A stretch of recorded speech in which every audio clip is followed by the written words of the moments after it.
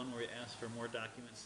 It's a tool in order to be able to find more legitimate travelers. We don't want to say no because you forgot a document. We want to give you a chance. But how friendly are you when people walk up to the window? Because maybe if you're not very nice, they could get nervous. I could remember sometimes when somebody's going to get a... But how friendly are you when people walk up to the window? Because maybe if you're not very nice, they could get nervous.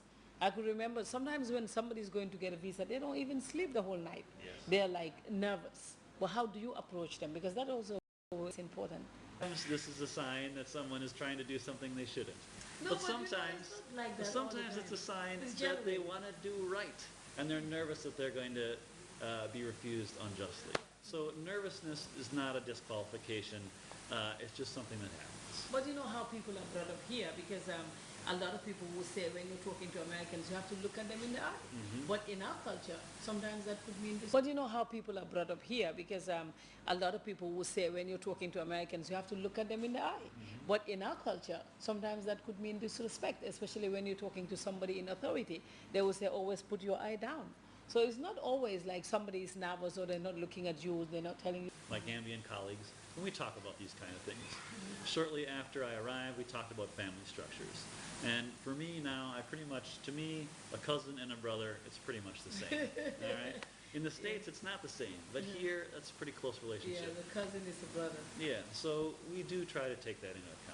And what do you do besides work as consular officer? Because sometimes people would know you from the window. And do you kind of like go out and meet with some of these people that you denied a visa before? And if yes, how do you feel when you meet them outside work? I do run into them on the street sometimes. And that's life. Let me put it this way. We're trying to do the right thing. I'm trying to apply the law. It's not fun to say no. But I have the satisfaction of believing that I did the right thing, that I upheld the law of the United States. That's my job. Yeah, but you see, Andy, you keep saying it's not me, it's the law. That's my job. If my decisions are reviewed, we study these things. We take statistical studies, we review them. It's not only reviewed here, but it's reviewed back in Washington. It's reviewed regionally in Frankfurt, and if we find a problem, I will be counseled. We do that. And if it was just me saying yes or no on my own whims, I'd lose my job. My job is to follow the law, and I am checked on. But, I worked at the embassy before, and there were instances when somebody was refused a visa, and some of them would be crying. And there was a day somebody even collapsed. If you have instances like that, how do you cope with that? Do you just look at the person and say, let me just give them, I feel bad? Does that happen to you? You want to, but again, it's the law. you've got to make the right decision. Yeah. I mean, we do make mistakes, and it has happened to me in the past that someone has walked away from the window, and I've thought, gee, I don't think I made the right decision. And I have called people back and said, you qualify for a visa. Sometimes it happens. Wow, that happened before? Absolutely. Yeah. Yes. My goal is to get it right. It really is. Yeah. But if you look at the Gambia here, Gambian people are friendly. And we're not the kind of people that would like to bring problems to other people. For instance, Gambians hardly have issues in America. But don't you think that alone should give us that chance to be able to have visas, freely, like not with all those strings attached? The law is the law. We're a rule of law society. It is a credit to Gambians, you're right. Gambians are tolerant, they're polite, they're pleasant. It's a pleasure to interact with them. But our law, our visa law, it's based on ties. That's what the law says. Well, Andy, it's been nice talking to you, but I know everything you're like is the law, it's not me. But sometimes the law is a bit flexible, right? Well, let me come back and highlight the fact that in 2011, we issued 1,824 visas. In India? Yes. That's another almost 2,000. That's another 2,000 Gambians who have the right to travel to the United States. That's what we look forward to, and we're happy that they're qualified. Okay. Well, is there anything that you would like to add before we close this interview? Thanks again for having me on the show. It's been a pleasure talking to you, and I look forward to seeing you at the window.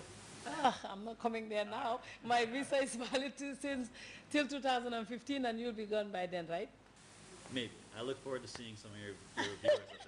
Well, thank you very much, Andy. It's been nice talking to you. And thank you very much for taking your time to grant us this interview. We appreciate it very much.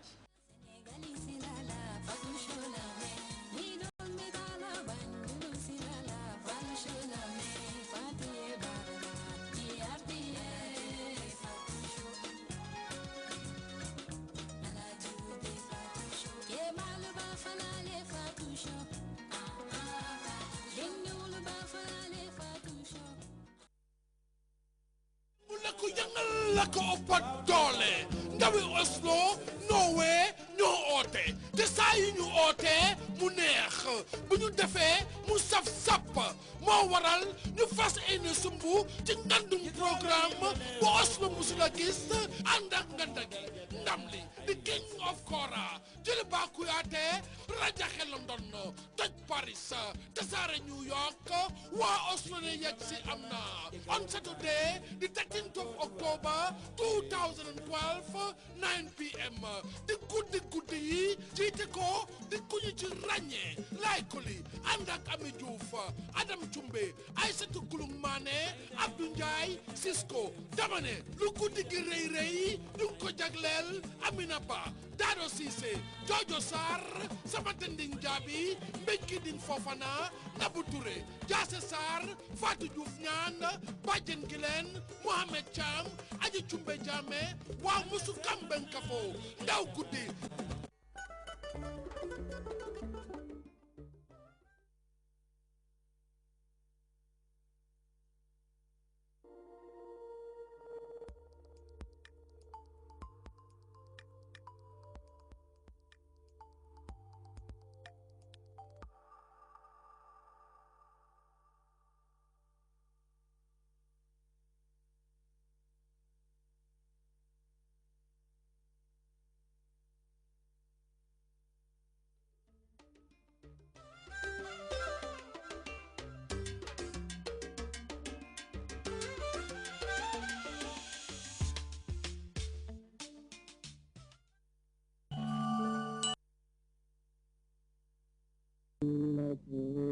بشيء من الخوف والجوع ونقص من الأموال والأنفس والثمرات